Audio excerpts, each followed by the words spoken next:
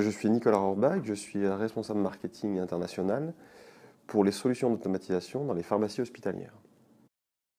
BD Dispensing est une division de BD sous le segment, BD a deux segments, médical et life science. Dans la partie médicale, la partie dispensing hospital propose et équipe les pharmacies hospitalières avec des solutions d'automatisation.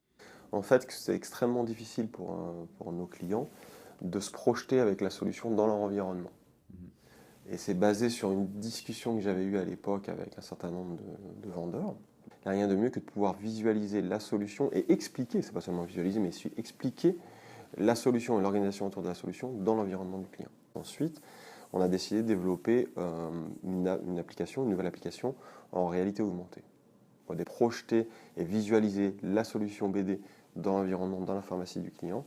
Et ensuite, la 3D pour mieux expliquer la solution, comment on allait travailler avec. Une chose importante aussi, parce qu'on développe des outils sur tablette, sur iPad, mais pas seulement, c'était que le client puisse jouer avec aussi.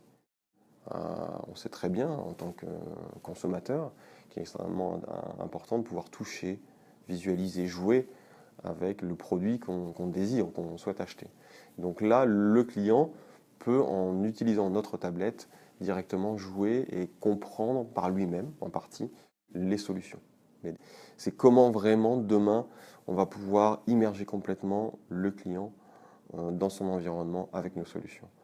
Et là, on part sur des technologies plus immersives encore, avec Google Glass, HoloLens, on travaille là-dessus aujourd'hui.